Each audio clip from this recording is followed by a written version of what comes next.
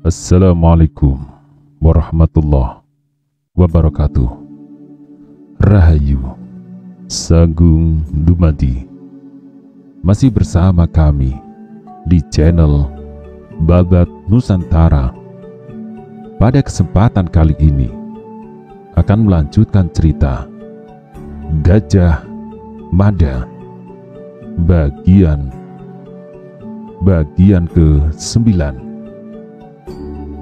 Mula-mula alun-alun itu memang terasa senyap.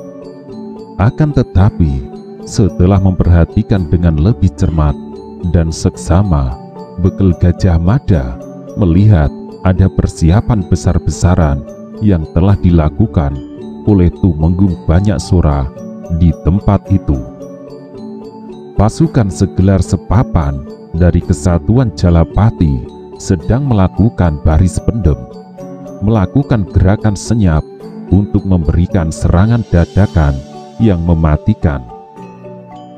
Meski semua itu tidak kelihatan, bekal Gajah Mada bisa menangkap keberadaan mereka melalui ketajaman indera pendengarannya. Akan tetapi, penempatan pasukan di alun-alun depan istana itu ternyata salah. Pasukan musuh memiliki kecerdikan dan perhitungan yang tidak terduga. Mereka akan menyerbu istana justru dari arah belakang. "Apa yang kau lihat, bekal Gajah Mada?" bertanya Banyak Sora dengan suara sedikit pelan. "Suasana yang sepi, Gusti Mangun," jawab Gajah Mada seperti seadanya. Banyak Sora menebar pandang. Kabut yang turun tebal serta udara yang dingin menggigit memang menyembunyikan apa yang ada di alun-alun itu. Banyak Sora bersiul, melengking keras sekali, disusul kemudian dengan menirukan lengkingan buru bencai 2 kali. Bekal Gajah Mada tahu benar arti isyarat itu, karena sebagai seorang prajurit yang bertugas mengawal dan mengamankan raja serta kerabat istana, pasukan Bayangkara harus menguasai berbagai sandi dan isyarat-isyarat tertentu. Sejenak kemudian terdengar suara orang berlari. Tak hanya seorang, tetapi beberapa orang. Gajah Mada tahu mereka para senopati yang memimpin kelompok-kelompok lebih kecil dari pasukan segelar sepapan yang sedang melakukan baris pendem itu. 5 orang senopati telah menghadap Tumenggung Banyak Sora. Banyak Sora tidak mau bertele-tele. "Kita telah melakukan kesalahan dengan melakukan baris pendem di sini. Pasukan pemberontak itu ternyata akan menyerbu dari belakang. Mereka sekarang berada di palemahan belakang Santana Raja. Mungkin sudah bergerak ke istana. Waktu yang ada sudah mepet. Laksanakan perintahku sekarang juga. Pasukan bergerak ke belakang istana dan melakukan baris pendem di sana." Sudah cukup jelas perintah itu. 5 orang senopati bersenjata pedang panjang itu bergegas kembali ke kelompok prajurit masing-masing. Bekal Gajah Mada ikut memperhatikan keadaan lewat pendengarannya yang tajam. Bekal Gajah Mada tahu telah terjadi kegiatan-kegiatan yang luar biasa. Para prajurit yang semula bersembunyi itu bergegas bergerak menuju belakang istana. "Kuharap gerakan ini tidak terlambat. Semoga saja mereka yang berseberangan dengan kita melakukan tindakan bodoh dengan menunda serangan sesaat. Dengan demikian, kita masih memiliki kesempatan untuk melakukan baris pendem." Bekal Gajah Mada termangu. Namun, sebenarnya bekal muda yang amat berbakat itu tengah berpikir keras. "Apakah aku diizinkan untuk menyampaikan sebuah pendapat?" bertanya bekal Gajah Mada. "Kau mempunyai gagasan apa?" Banyak Sora balas bertanya. Gajah Mada membeku sejenak. kita memiliki kesempatan yang sama, berkata Bekel Gajah Mada. Kalau mereka bermaksud melakukan serangan dadakan, maka kita pun bisa melakukan hal yang sama. Bagaimana jika kita menjemput mereka, menyerbu langsung ke Palemahan? Bagi banyak sura, usulan itu merupakan hal yang aneh. Kita menyerbu ke sana untuk apa? Balas banyak sura, tidak perlu menyerbu ke Palemahan. Pertempuran itu pasti akan berlangsung dan terjadi tanpa kita harus menyerbu ke Palemahan. Aku tidak melihat ada keuntungan dengan serangan itu. Aku akan memanfaatkan serangan dadakan setelah baris mendem. Serangan dadakan itu akan mampu membuat pasukan musuh kocar-kacir dan berantakan. Gajah Mada agak kecewa. Sebenarnya lah Bekel Gajah Mada memiliki pertimbangan lain.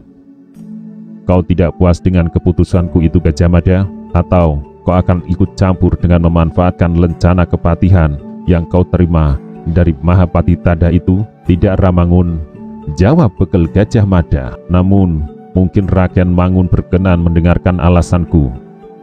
Baik, jawab Gajah Sora. Bagaimana?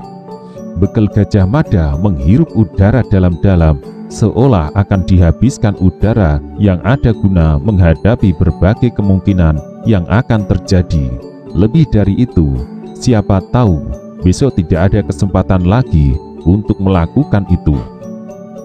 Jika Rakyat Mangun menghadang mereka melalui baris mendem, mungkin akan mampu memberikan kejutan dadakan. Namun, harus diingat bahwa pada saat itu pasukan musuh sudah pasang gelar dan memang berada dalam kesiagaan tertinggi untuk berperang. Akan lain jika Rakyat Mangun langsung menyerang mereka di sarangnya. Mereka tidak sedang dalam gelar perang.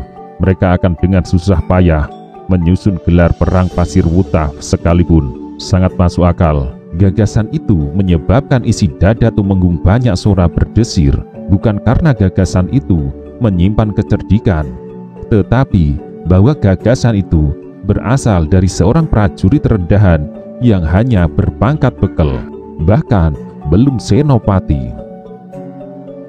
Mau tak mau Temenggung banyak sora harus mempertimbangkan gagasan itu. Bagaimana Rakyat Mangun? Desak Bekel Gajah Mada. Tumenggung banyak sora memandang Bekel Gajah Mada tidak berkedip. Harus kuakui, jawab banyak sora, gagasanmu luar biasa. Kau benar, Gajah Mada, bahwa serangan menusuk langsung ke jantung pertahanan lawan di Palemahan mungkin akan membuat mereka kacau berantakan tanpa siap menyusun gelar perang. Namun, sayang sekali, gagasan itu tidak kau sampaikan kepadaku di saat waktu masih cukup. Apakah masih ada waktu untuk melaksanakan rencana itu? Gajah Mada terdiam. Gajah Mada harus mengakui untuk menyerbu langsung ke Palemahan butuh waktu. Sementara sebentar lagi malam akan beranjak menjemput pagi. Seperti membenarkan apa yang ada dalam benak Bekel Gajah Mada, dari kejauhan terdengar suara ayam jantan berkokok. Bagaimana? Kembali Temenggung banyak sora bertanya. Rakyat Menggung benar, jawab Gajah Mada. Memang sudah tak ada waktu.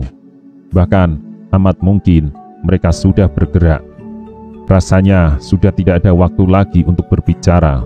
Kembalilah ke istana dan marilah kita laksanakan tugas kita masing-masing dengan sebaik-baiknya. Jangan lupa tutup rapat Purawaktra. Baik Rakyat Manggung, dan selamat berjuang. Semoga Rakyat Tumenggung mampu membenamkan pedang ke mulut Rakuti. Jika mungkin, tolong penuhi keinginanku, sobek mulut Punjut Luntar dengan membenamkan gagang tombak tembus ke jantungnya, ucap Gajah Mada. Banyak sora tertawa, kemudian meninggalkan Bekel Gajah Mada. Gajah Mada menebar pandang. Mungkin karena telah dekat saat datangnya pagi, kabut yang tebal itu agak menipis, tetapi tetap saja keberadaannya menghalangi pandangan. Mata Gajah Mada melangkah bergegas kembali ke Purawaktra. Akan tetapi langkahnya mendadak terhenti. Tunggu Gajah Mada. Tiba-tiba terdengar suara. Suara yang berasal entah dari mana itu mampu menghentikan Gajah Mada sekaligus memaksa dada pimpinan pasukan khusus Bhayangkara itu berdesir. Suara itu amat dikenalnya justru karena suara itu disamarkan. "Bagaimana?" bertanya orang di balik gelapnya kabut itu. "Sudah kau persiapkan sebuah pesta untuk menyambut banjir bandang?" Kedengarannya ucapan orang yang menyelubungi diri bukan saja dari balik tebalnya kabut, tetapi juga dengan menggunakan secarik kain untuk menutupi wajah. Suara itu terdengar amat ramah dan bersahabat. Bekel Gajah Mada yang tergoda oleh perasaan beranjak mendekat. "Kau tak perlu mendekat, Gajah Mada," berkata orang itu. "Kawurian," desis Bekel Gajah Mada, hanya disebut sebagian dari keseluruhan namanya. Orang itu tidak berkenan. "Jangan sepotong-potong seperti itu," ucap orang yang menggunakan selubung untuk menutupi wajah itu. "Nama lengkapku Menjer Kawurian." Orang itu memang Menjer Kawurian, sosok tak dikenal yang membuat Bekel Gajah Mada merasa sangat penasaran. Ingin sekali Gajah Mada meloncat dan sekali sentak membelejetinya, sekaligus memaksanya agar kamanungsan. Tetapi atas pertimbangan-pertimbangan yang lain, Bekel Gajah Mada tidak melakukan. Keberadaan orang itu, tak siapapun dia dan entah apa pula pamrihnya, merupakan sumber keterangan yang amat penting. "Keterangan apa lagi yang akan kau berikan kepadaku?" tanya Gajah Mada. "Rasanya aku tak memiliki lagi keterangan penting yang kau butuhkan. Kau tentu telah menyebar telik sandimu," jawab Menjer Kawurian. Bekel Gajah Mada membungkam sesaat. "Mereka akan menyerbu dari arah belakang istana?" Gajah Mada berkata. "Pasukan segelar sepapan yang dipimpin oleh Rakyan Kuti yang membelot dengan pasukan Jalarananggana itu akan menyerbu dari belakang dengan menggunakan gelar perang Tupit Urang.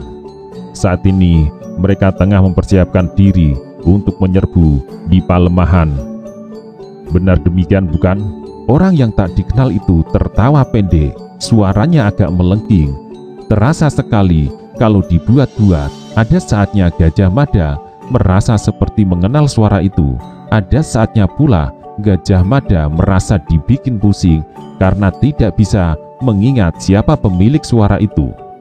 "Bukan main," berkata Menjer Kawurian. "Aku benar-benar kagum kepada barisan telik sandi Bhayangkara. Dengan cepat mereka bisa mengetahui dari arah mana serangan akan datang sekaligus dengan gelarnya. Aku benar-benar kagum. Aku benar-benar kagum, Bekel Gajah Mada." Gajah Mada merasa ucapan itu bukan pujian. "Bagaimana? Benarkah semua itu? Kalau ternyata masih salah, tolong betulkan," pancing Gajah Mada. Orang tak dikenal itu bergeser. Bekel Gajah Mada tetap berada di tempatnya. Kabut masih membalut mereka yang berdiri berhadap-hadapan itu. Di kejauhan kembali terdengar kokok ayam jantan menjemput datangnya pagi. Tetapi juga masih terdengar lengking burung bince yang amat menyayat. "Tak ada yang salah. Apa yang dilaporkan oleh telik sandi yang kau susupkan ke Palemahan benar. Mereka akan menyerbu, mengambil arah dari belakang. Mereka akan menggunakan gelar perang Tupit Urang untuk mencegah kemungkinan ada yang meloloskan diri." Bekel Gajah Mada diam. Apa yang dikatakan Menjer Kawurian sejauh ini merupakan hal yang amat penting dan berharga. Gajah Mada mencoba mengorek lebih jauh. "Mungkin ada hal lain tersisa?" Orang tak dikenal itu terdiam. Bekel Gajah Mada harus menunggu beberapa saat. Perang akan terjadi dan mungkin amat berdarah. Sesaat lagi kota raja ini akan tersentak kaget oleh suara dentang bendi yang dipukul bertalu-talu. Pasukan segelar sepapan dari Palemahan itu akan bergerak dan menggilas istana. Mereka tak menyadari pasukan segelar sepapan di bawah pimpinan Banyak Sora sedang menunggunya. Maka yang akan terjadi nantinya benar-benar perang berdarah. Dan yang namanya perang selalu mengerikan. akan banyak orang meratapi buah dari peperangan itu. Para istri kehilangan suami karena gugur, para anak kehilangan bapak, atau para orang tua kehilangan anaknya yang pralaya di Palagan. Belum lagi perbuatan lepas kendali yang bisa terjadi di mana-mana dan menimpa siapa saja, perampokan, pemerkosaan. Seolah-olah perbuatan semacam itu dibenarkan dan boleh dilakukan oleh siapapun. Di sisi lain, orang yang keranjingan perang akan sangat menikmati, seolah-olah seperti sedang bermain dam-daman atau dakon. Mengerikan sekali. Orang yang tak dikenal itu kembali terdiam beberapa saat lamanya, seolah ada beban berat yang harus disangganya. Gajah Mada merasakan adanya kegelisahan yang tidak diketahuinya. Adalah kegelisahan itu sebenarnya berwarna apa? Orang itu mendengus. "Sudahkah kau melakukan penyelamatan atas para Sekar Kedaton?" Tiba-tiba pertanyaan orang itu berbelok. Gajah Mada menyuatkan alisnya. "Apakah pertanyaan itu harus kujawab?" balas Gajah Mada. "Iya," jawab orang itu.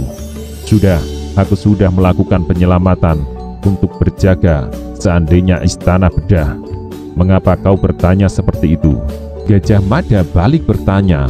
Orang itu menghela nafas panjang. Tarikan nafasnya terdengar di telinga bekel Gajah Mada. "Rakuti orang rakus," jawab Menjer Kawuryan, "untuk mengesahkan keinginannya menjadi raja. Ia akan memaksakan kehendak dengan mengawini 2 Sekar Kedaton. Apakah kau akan membiarkan hal itu terjadi?" Gajah Mada termangu. Keterangan yang diberikan oleh orang itu tidak bisa diingkarinya. "Aku akan kembali." Tiba-tiba orang itu berkata. Kaget Gajah Mada. "Hei, hanya seperti itu?" teriaknya. Orang itu terhenti. "Hati-hati dengan anak buahmu yang gemar menirukan suara burung hantu. Bukankah kau tidak mengajari mereka menggunakan isyarat suara burung hantu? Burung hantu itu mungkin sedang berkeliaran di halaman istana. Ingat, suaranya benar-benar mirip. Sulit membedakan dari suara burung hantu yang sesungguhnya." Orang tidak dikenal itu mengakhiri ucapan sambil melanjutkan langkahnya yang tertunda. Bekel Gajah Mada makin penasaran. "Tunggu Kisanak, aku mempunyai sebuah pertanyaan untukmu." Bekel Gajah Mada mencoba memburu. "Seharusnya kau menghargai waktu. Tetapi baiklah, apa yang akan kau tanyakan?" balas orang itu. "Sebenarnya lah." Tiba-tiba Gajah Mada mulai bertanya dalam hati, dan dari mana atau dari kelompok mana orang itu berasal? "Apa kau bagian dari mereka?" Gajah Mada bertanya. Pertanyaan itu rupanya agak menyulitkan orang itu. Terbukti orang itu terbungkam sesaat, namun bekel Gajah Mada terus menunggu. "Kau benar, aku memang bagian dari mereka," jawab orang itu. "Tetapi hati nuraniku tidak membenarkan tindakan mereka. Atau boleh juga kau jangan gampang percaya padaku. Bisa jadi aku mempunyai kepentinganku sendiri. Aku sedang bermain di petak ruangku sendiri." Gajah Mada termangu diam. Tidak manggut-manggut juga, tidak menggeleng-gelengkan kepalanya. Rupanya di pihak pemberontak masih ada berpikiran jernih serta mampu mengedepankan hati nurani daripada keserakahan. Orang itu sungguh menarik perhatiannya. "Terima kasih. Jika kelak aku bertemu denganmu, aku akan menggunakan kata sandi apa?" Lagi Gajah Mada memancing. Orang itu tertawa pendek, tidak menanggapi pertanyaan Gajah Mada. Orang itu benar-benar tidak memberi kesempatan untuk pertanyaan berikutnya. Gajah Mada hanya bisa menatap orang itu makin menjauh untuk kemudian lenyap di balik kabut.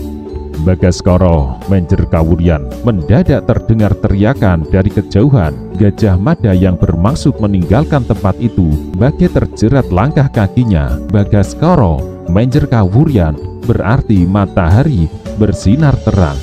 Sebuah kalimat sandi yang indah. Kelak di kemudian hari, mungkin kalimat sandi itu bisa digunakan untuk mengetahui siapa sebenarnya orang yang menyelubungi diri dengan tebalnya teka-teki itu.